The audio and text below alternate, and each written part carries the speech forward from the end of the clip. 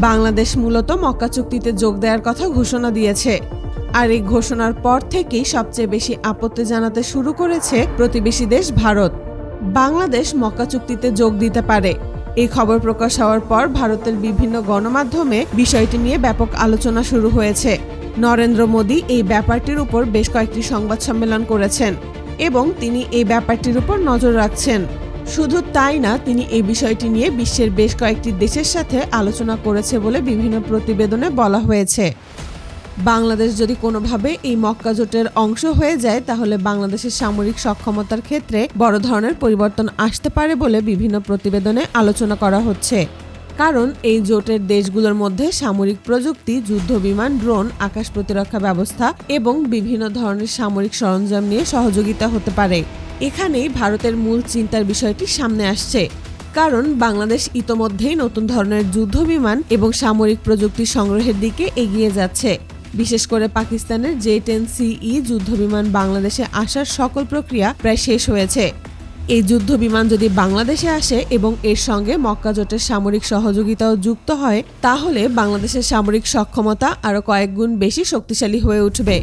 বিভিন্ন প্রতিবেদনে বলা হয়েছে, এই জোটে আসার পর বাংলাদেশ তুরস্কের থেকে উন্নত ধরনের ড্রোন কিনতে পারে। তুরস্ক বর্তমানে বিশ্বের অন্যতম বড় সামরিক ড্রোন তৈরিকারী দেশ। তুরস্কের তৈরি বিভিন্ন ধরনের ড্রোন যুদ্ধক্ষেত্রে ব্যবহার করা হয়েছে।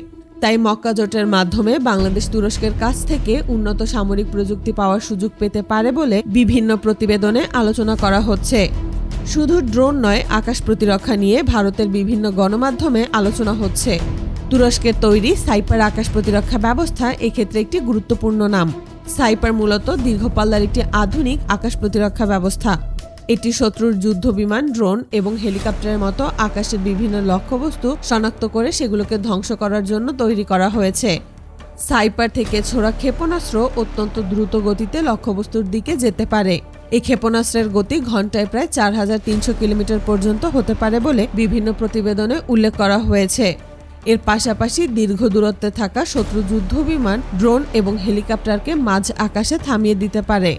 তাই বাংলাদেশ যদি ভবিষ্যতে তুরস্কের কাছ থেকে এই ধরনের আকাশ প্রতিরক্ষা ব্যবস্থা পায়, তাহলে বাংলাদেশের আকাশ প্রতিরক্ষা সক্ষমতা অনেক বেশি শক্তিশালী হতে পারে। এদিকে সৌদি আরবের কাছ থেকেও বাংলাদেশ উন্নত সামরিক প্রযুক্তি পেতে পারে বলে বিভিন্ন সম্ভাবনার কথা বলা হচ্ছে। বিশেষ করে সৌদি আরবের কাছে থাকা আধুনিক যুদ্ধবিমান নিয়ে আলোচনা হচ্ছে। সৌদি আরবের অন্যতম আধুনিক যুদ্ধবিমান হল F-15SA। এটি F-15 যুদ্ধবিমানের অত্যাধুনিক সংস্করণ। এই যুদ্ধবিমান অত্যন্ত দ্রুত গতিতে উড়তে পারে এবং একই সঙ্গে বিপুল পরিমাণ অস্ত্র বহন করতে পারে। এর সর্বোচ্চ গতি ঘন্টায় প্রায় 2600 কিলোমিটারের বেশি। এটি বিভিন্ন ধরনের গাইডেড মিসাইল এবং বোমা বহন করতে পারে। যুদ্ধবিমানটির সবচেয়ে বড় বিশেষত্ব হল এর উন্নত রাডার, আধুনিক টার্গেটিং ব্যবস্থা এবং একই সঙ্গে আকাশ ও স্থল এই দুই ধরনের লক্ষ্যবস্তুতে আক্রমণ করার সক্ষমতা। ফলে সৌদি আরব, তুরস্ক এবং পাকিস্তানের মতো দেশগুলোর সঙ্গে বাংলাদেশের সামরিক সহযোগিতা বাড়লে বাংলাদেশের হাতে আরও আধুনিক সামরিক প্রযুক্তি আসতে পারে বলে বিভিন্ন প্রতিবেদনে আলোচনা করা হচ্ছে। আর এই কারণেই পুরো বিষয়টি নিয়ে ভারতের গণমাধ্যমে এত বেশি আলোচনা চলছে। ভারতের পক্ষ থেকে বলা হচ্ছে, বাংলাদেশ যদি এই ধরনের একটি সামরিক জোটের অংশ হয়ে যায়, তাহলে বাংলাদেশের সামরিক সক্ষমতা আগের তুলনায় অনেক বেশি বাড়তে পারে। বিশেষ করে তুরস্কের ড্রোন, আকাশ প্রতিরক্ষা ব্যবস্থা এবং অন্যান্য সামরিক প্রযুক্তি নিয়ে আলোচনা হচ্ছে। মক্কা চুক্তি মূলত একটি ইসলামিক প্রতিরক্ষা জোটের মতো। এই জোটে ইসলামিক দেশগুলো একে অপরের সামরিক ও নিরাপত্তার ক্ষেত্রে সহযোগিতা করবে। এই জোটের মধ্যে বর্তমানে সৌদি আরব, পাকিস্তান এবং তুরস্ক রয়েছে। আর এখন এই জোটের সঙ্গে যোগ দিতে চলেছে বাংলাদেশ। বাংলাদেশ একটি মুসলিম দেশ হওয়ায় এই জোটে যুক্ত হওয়ার আগ্রহ প্রকাশ করেছে। এই মক্কা জোট মূলত খুব সাম্প্রতিক সময়ে আলোচনায় এসেছে।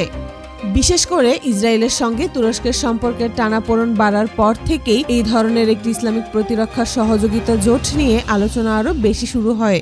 এরপর সৌদি আরব, পাকিস্তান এবং তুরস্ক একসাথে জোট গঠন করে। তার নাম দেয় মক্কা জোট। এখন দেখার বিষয় হলো, ভারতের গণমাধ্যমে চলতে থাকা এত আলোচনা এবং আপত্তির মধ্যেও বাংলাদেশ শেষ পর্যন্ত মক্কা জোটে যোগ দিতে পারে কিনা।